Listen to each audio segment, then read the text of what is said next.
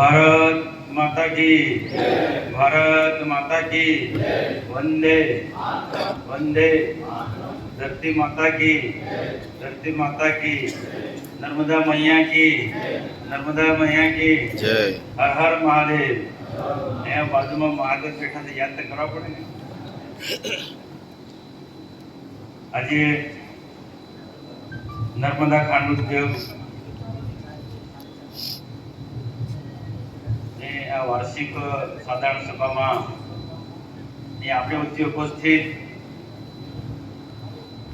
आ संस्थाना chairman અને દૂધધારા ડેરીના પણ ચેરમેન પણ ભરૂચ અને નર્મદા જિલ્લાના સહકારી આગેવાન આદરણીય ઘનશ્યામભાઈ પટેલ, વાઇસ ચેરમેન અજયસિંહજી, આપણા નાંદોદ વિધાનસભાના પૂર્વ ધારાસભ્ય અને રાજ્ય સરકારમાં મંત્રી તરીકે પણ ખૂબ સુંદર સેવા બજાવી છે એવા અને એક બેન બાકીના જિલ્લા પંચાયતમાં સભ્ય છે, જિલ્લા પંચાયતમાં સભ્ય છે.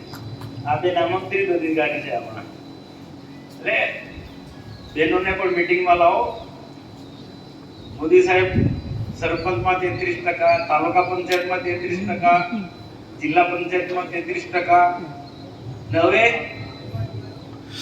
હવે વિધાનસભામાં અને લોકસભામાં 33% લાવવા માંગે છે. આ બધા બહેનોને આપણે પરિચય કરાવવો પડે ને. તો સહકારી સંસ્થામાં બી આવવાનું છે ઘનશ્યામભાઈ. હવે તો સહકારી સંસ્થામાં બી આવવાનું છે. ઇન્ડસ્ટ્રી જગતમાં પણ નારી શક્તિ આગળ આવી રહી છે. અને આમ પણ તમે ખેડૂત તરીકે સફળ છો. તો નવીનભાઈ પડદા પાછળ કોણ છે પણ આપણે કહેતા નથી. કહે છે કોઈ દિવસ આપણે બધા ખેડૂતો જે છે સફળ, પડદા પાછળ તો આપણા ઘરમાંથી બેન જ છે ને. પણ આપણે બધું જસ આપણે જ લઈએ છીએ એવું નહીં. બધાનો લક્ષ્મી નારાયણ જોડે હોય તો જ બધી પ્રગતિ થાય છે. એકલા વિષ્ણુ પણ પ્રગતિ કરે છે કે એકલા લક્ષ્મી પણ પ્રગતિ કરે છે? લક્ષ્મી નારાયણ સ્વરૂપથી જ બધી પ્રગતિ થાય છે. શિવ શક્તિ કો, લક્ષ્મી નારાયણ કો. ખરેખર આજે આજની સાધારણ સભા ખૂબ સફળ રહી છે. 37મો વાર્ષિક અહેવાલ બધાએ વાંચ્યો હશે. ઘનશ્યામભાઈ વિસ્તૃત માહિતી કરી. મારા અગાઉ આપ સૌએ બધા પણ સભાને સફળ ગણાવી. હું સમયસર આવવાનો હતો, પરંતુ આપ સૌને ખબર હશે તેમ આપણા દેશના પ્રધાનમંત્રી નરેન્દ્રભાઈ મોદી સાહેબને સફળતાપૂર્વક 12 વર્ષ પૂર્ણ કર્યા. એમને કોઈ પણ જાતના તકલીફ વગર અને આખો રેકોર્ડ તોડ્યો જવાહરલાલ નહેરુનો. એ 12 વર્ષ સફળતા ના ભાગરૂપે આખા દેશ અને ગુજરાતની અંદર અલગ અલગ પ્રકારે ઉત્સવો કાર્યક્રમ ઉજવાઈ રહ્યા છે. આજે ભરૂચ જિલ્લામાં પણ તે પાઠમાં ભાગ આ કાર્યક્રમ થયો. ઝઘડિયા વિભાગમાં હું ને આપણા ધારાસભ્ય રીતેશભાઈ, ભરૂચ વિસ્તારમાં બાકીના બધા ધારાસભ્યો, બીજા પ્રતિષ્ઠિત આગેવાનો એક સરકારી ગોઠવેલા રૂટ પ્રમાણે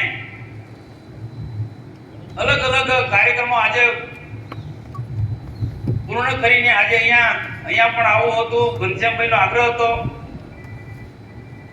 તો થોડો મોડો પડ્યો છું, પણ ઘનશ્યામભાઈ બહુ સારી વાત કરી કે 2047માં દેશને વિકસિત ભારત બનાવવાનું. અને જે પ્રકારે દેશના પ્રધાનમંત્રી નરેન્દ્રભાઈ મોદી સાહેબ જે કામ કરી રહ્યા છે ને અલગ અલગ પ્રકારની જે યોજનાઓ જે છે એ જોતા હું સંપૂર્ણ વિશ્વાસ સાથે કહું છું એક ડંકી કી ચોટ પર 2047 માં ભારત વિકસિત ભારત બનવાનો છે, કોઈ રોકી નથી શકવાનું. આજે તમે જો આટલા કપરા સંજોગોમાં પણ કોઈને કોઈ જાતની તકલીફ પડવા દીધી છે? પડી થોડી ઘણી અસર હશે, ડીઝલની ને પેટ્રોલની ને બધી ગેસની ને એ બધું વિદેશોમાંથી આવતું હોય, છતાં પણ આમ પ્રજાને કોઈ તકલીફ પડવા નથી દીધી. એટલો સારો વહીવટ છે. ભાવ તો જો બધો તો જ્યારે આવા એક સફળ પ્રધાનમંત્રી નું જે 2047 નું ભારત કેવું હોવું જોઈએ, વિકસિત ભારત એટલે એક એક ક્ષેત્રે આ દેશનો વિકાસ કરવા માંગે. ઔદ્યોગિક ક્ષેત્ર હોય, કૃષિ ક્ષેત્ર હોય, પશુપાલનના ક્ષેત્ર હોય, કે પછી શિક્ષણના ક્ષેત્ર હોય, કે રોજગાર ધંધાના ક્ષેત્ર હોય, એક પણ ક્ષેત્રને પાછળ પાડવા નથી માંગતા. એક એક ક્ષેત્રે અમેરિકા અને ચાઇના, રશિયા, જાપાનની હરોળમાં આપણા દેશને લઈ જવા માંગે છે. આજે વિશ્વના ફલક પર ભાજપ ખૂબ મજબૂત છે. ભારત મારા પેલું ભાજપ બોલાઈ ગયું શબ્દ વિશ્વના ફલક પર ભાજપ મજબૂત છે બોલાઈ ગયું, પણ વિશ્વના ફલક પર ભારત મજબૂત છે. અને દેશના પ્રધાનમંત્રીના નેતૃત્વમાં ભાજપ મજબૂત જ છે ને ઘનશ્યામભાઈ. નર્મદામાં સુપડા સાહેબ, અને એનો ફાયદો છે દેશને. એનો દેશને આજે ફાયદો છે. અને દેશના પ્રધાનમંત્રી નરેન્દ્રભાઈ મોદી આ એક એક ક્ષેત્રમાં કેમ સફળ થઈ રહ્યા છે? આ દેશની અને રાજ્યની કાયદોની વ્યવસ્થા ખૂબ મજબૂત છે. દેશની સરહદો સલામતો છે, આંતરિક સુરક્ષા, બાહ્ય સુરક્ષા ખૂબ મજબૂત છે. ગુજરાતમાં પણ એ સ્થિતિ છે. આ કોઈને તકલીફ લાગે છે? કઈ તકલીફ તો ખરી, કોઈ તકલીફ નથી. બરાબર. એ ગતિએ ગુજરાતનો અને દેશનો ઝડપથી વિકાસ થઈ રહ્યો છે ને, એક સારા વહીવટના કારણે. પણ સારો વહીવટ થતો હોય, એક મારા અનુભવના લોકોને બહુ ખ્યાલ આવતો નથી કે સારા વહીવટ પાછળ શું છે. એવું આપણે ઘનશ્યામભાઈ નું પણ છે. ઘનશ્યામભાઈ બહુ વખતથી આ સુગર ફેક્ટરી, દૂધધારા ડેરીનો સુંદર પ્રકારનો વહીવટ કરે છે. ખાડે ગયેલી સુગર ફેક્ટરી, ખાડે ગયેલી દૂધધારા ડેરીને એને બહાર કાઢી છે. આપણે એમને આખો અહેવાલ તો વાંચ્યો છે ને, આખો જે આજે નિર્ણય લેવાય છે, આજે ખેડૂતોના હિતમાં આસપાસ તમે દ્રષ્ટિ કરો, કોઈનું નામ નથી લેવું, પણ ગુજરાતની બધી સુગર ફેક્ટરી કરતા આપણે ખૂબ મજબૂત છે કે નહીં? ને આપણી સુગર ફેક્ટરીનો સારો વહીવટ એ ફાયદો મને મનસુખ વસાવાને કે ઘનશ્યામભાઈને કે પછી આપણા અજયસિંહને કે શબ્દસરને, ખેડૂતોને સીધો ફાયદો છે ભાઈ. ભાવ તો આપતા નહીં, ખેડૂતોને સીધો ફાયદો છે. આ ક્યારેય ભૂલવું જોઈએ નહીં. હંમેશા આપણને સીધો ફાયદો, આપણી સફળતા પાછળ કોણ છે એ વાતને યાદ કરવું જોઈએ. આજે દેશના પ્રધાનમંત્રી નરેન્દ્રભાઈ મોદીને આખો દેશ, આખો ગુજરાત યાદ કરે છે. જેવો તેવો હોય નથી. એક ક્ષેત્રમાં સફળ થવું એટલે એટલી મોટી વાત છે, એટલી મોટી વાત છે. આજે 2047 માં દેશને વિકસિત ભારત બનાવવાનો છે, તેમાં આપણું પણ યોગદાન હોવું જોઈએ. 2047 માં દેશ વિકસિત થશે અને જે પ્રકારે કામ થઈ રહ્યું છે, જે પ્રકારે રાજ્ય સરકારો પણ એમાં જોડાઈ રહી છે, તો એમાં આપણો નર્મદા જિલ્લો કે ભરૂચ જિલ્લો પણ પાછળ ના રહે એના માટે આપણે કાળજી રાખવી પડશે. ખૂબ સારી ખેતી કરીએ છીએ, પણ હજુ પણ આવનારા દિવસોમાં દેશના પ્રધાનમંત્રી નરેન્દ્રભાઈ મોદીની અપેક્ષા મુજબ સારી ખેતી કરવી પડશે. પ્રાકૃતિક ખેતીને પણ થોડું પ્રાધાન્ય આપવું પડશે.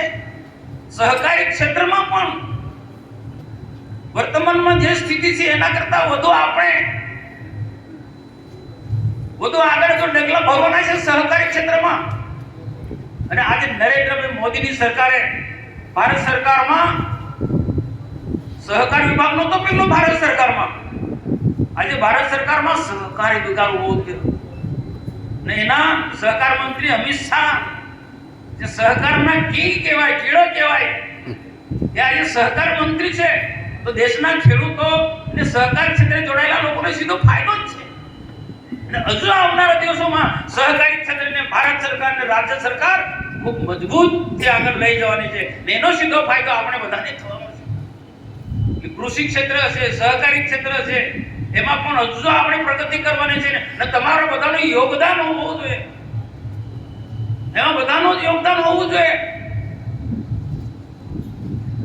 એ રીતના ઔદ્યોગિક ક્ષેત્ર પણ આજે ઔદ્યોગિક ક્ષેત્ર તમે જુઓ, આજે ઝઘડિયાથી અમે ઝઘડિયા જીઆઈડીસી નો પ્રવાસ કર્યો. ફોરેસ્ટ વિભાગના કેટલાક જે સારા કામો છે ત્યાં પણ મુલાકાત લીધી. આજે ઝઘડિયા જીઆઈડીસી માં તમે જો આપણે એટલું જ છે કે જ્યાં ઝઘડિયા જીઆઈડીસી 150 થી ઉપર ઉદ્યોગો છે, પણ 150 થી ઉપર ઉદ્યોગો કેમ આયા? એ વાતાવરણ આપણે સારું નિર્માણ કર્યું તો ને. એ સારું વાતાવરણ કોણે નિર્માણ કર્યું? આજે 150 થી ઉપર મોટા મોટા ઉદ્યોગો છે. રાજ્યના દેશની આવકમાં એ મદદરૂપ થાય છે. હજારો લોકોને રોજગારી આપે છે. ક્યાંક સ્થાનિક લોકો હશે, કોઈ જિલ્લાના લોકો હશે, અધર સ્ટેટના લોકો હશે, પણ અનેક લોકોને આ ઉદ્યોગો રોજગારી આપે છે.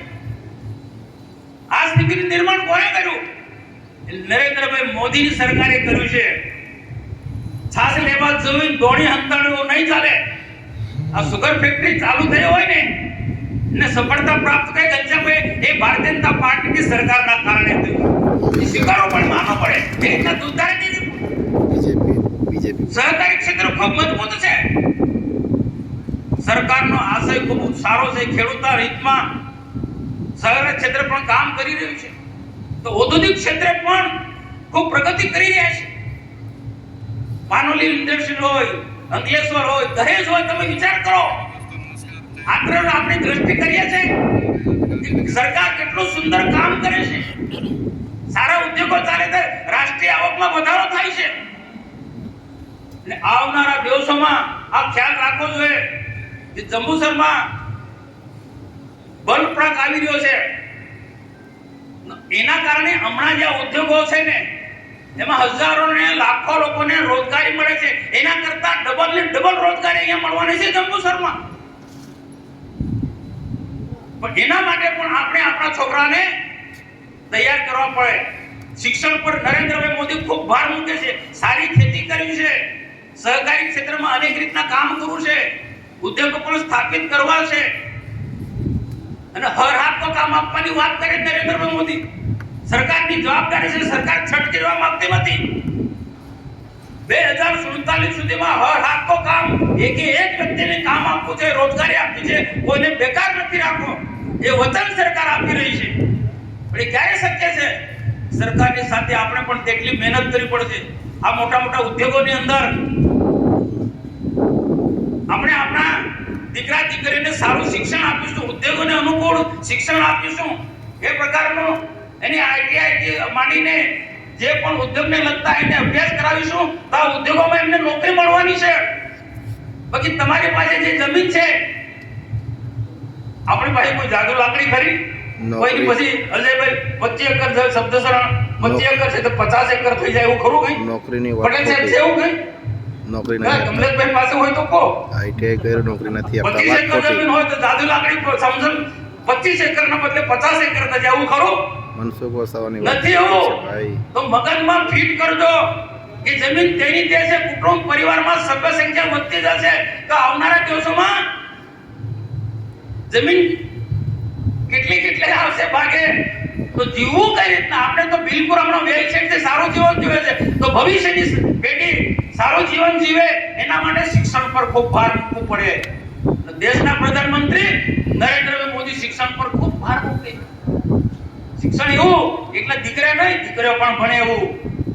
સારા પ્રવેશોનો કાર્યક્રમ, કન્યા કેળવણી મહોત્સવનો કાર્યક્રમ ચલાવ્યો, દીકરીઓને પણ ભણાવો અભિયાન ચલાવ્યું. આ દીકરા દીકરીઓ ભણી અભિયાન ચલાવ્યું. કોઈ માર્કિંગ કર્યું છે કે આપણા પ્રાથમિક શાળાની શિક્ષિકાઓ છે. તમે જોજો કોઈ સ્કૂલમાં ભાઈઓ કરતા પ્રાથમિક શાળાના શિક્ષિકા બહેનોની સંખ્યા વધારે છે. આજે જંગલ સાચવાનું કામ પહેલા કોઈ જોયું તો બહેનો કરે. આજે બીટગાર, ફોરેસ્ટર, રેન્જ ફોરેસ્ટ ઓફિસર આજે બહેનો કરે છે.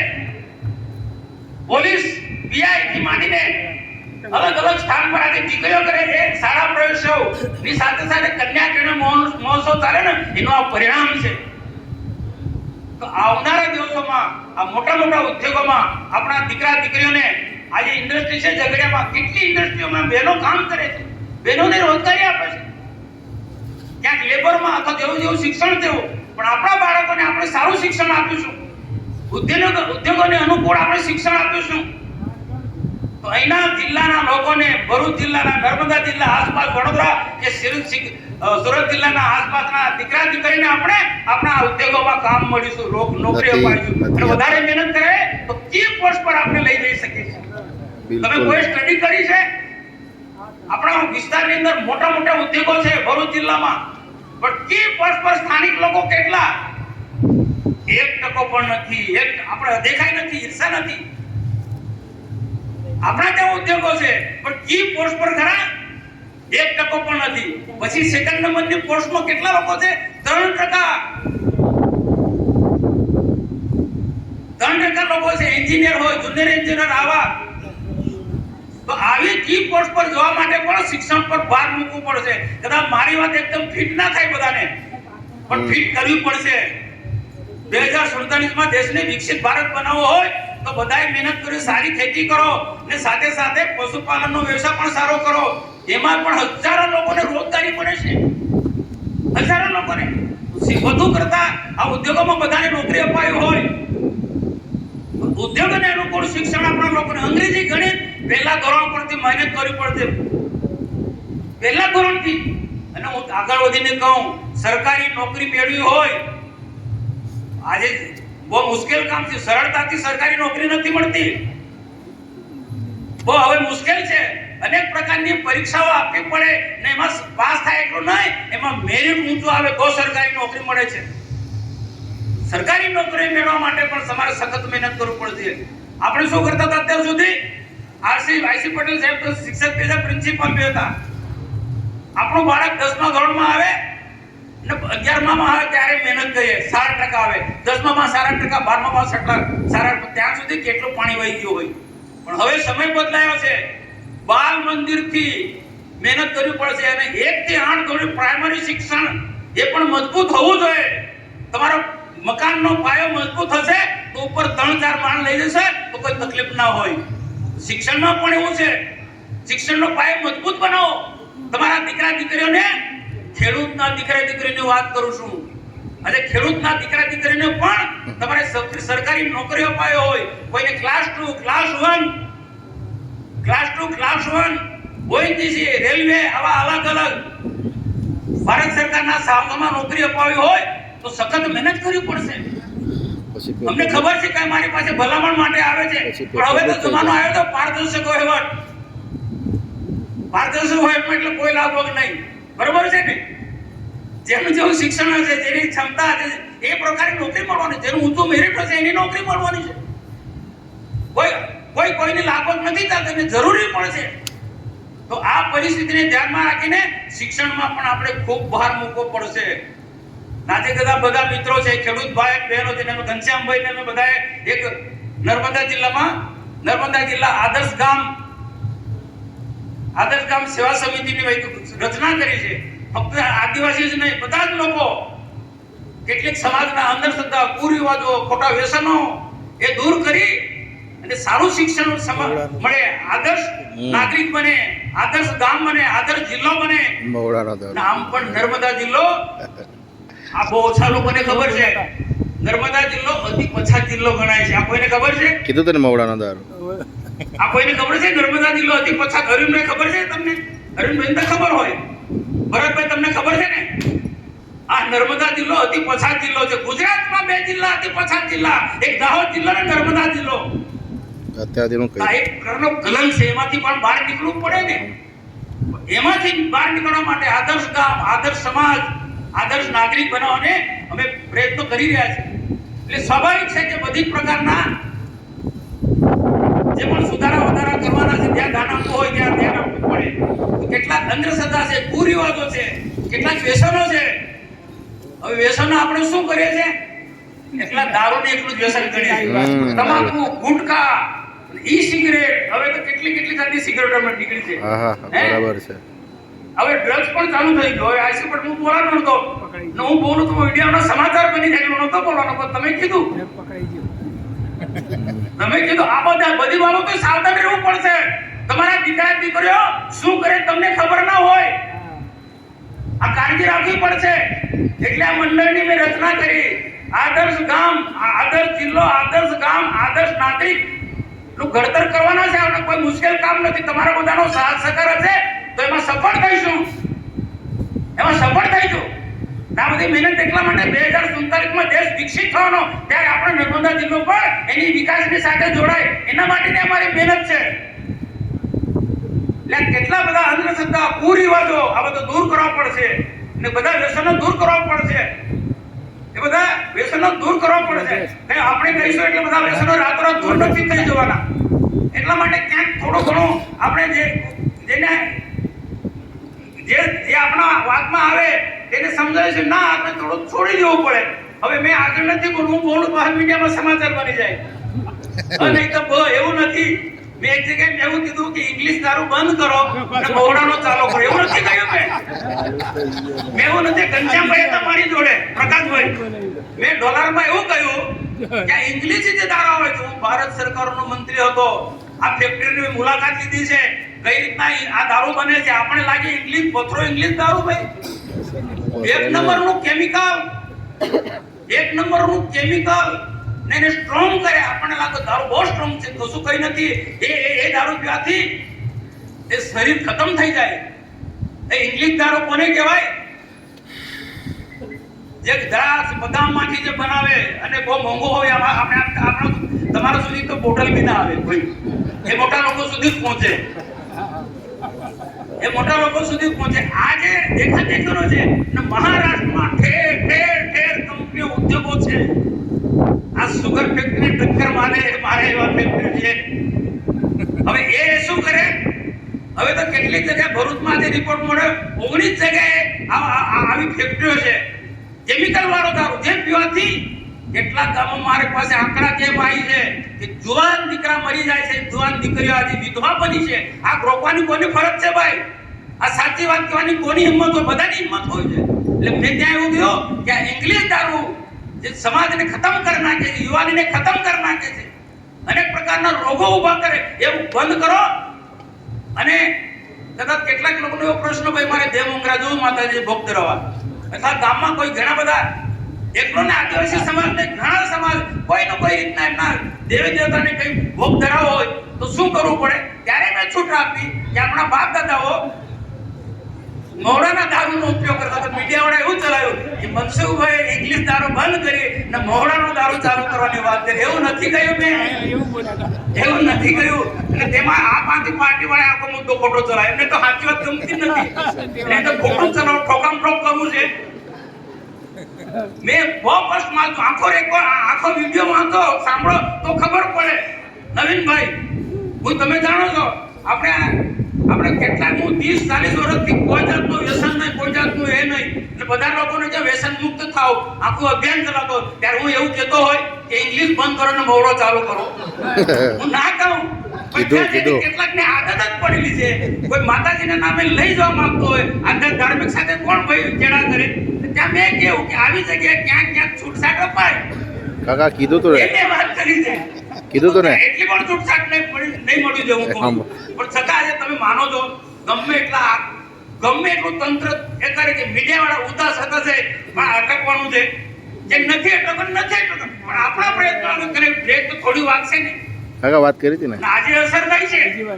જે પ્રકારે માલ આવતો તો બધું બંધ થઈ ગયું છે ને. એવું કીધું ને કે દેશી દારૂ પીવાનો બંધ થયો છે અને હજુ વધારે આપણે જાગૃતિ લાવીશું ને.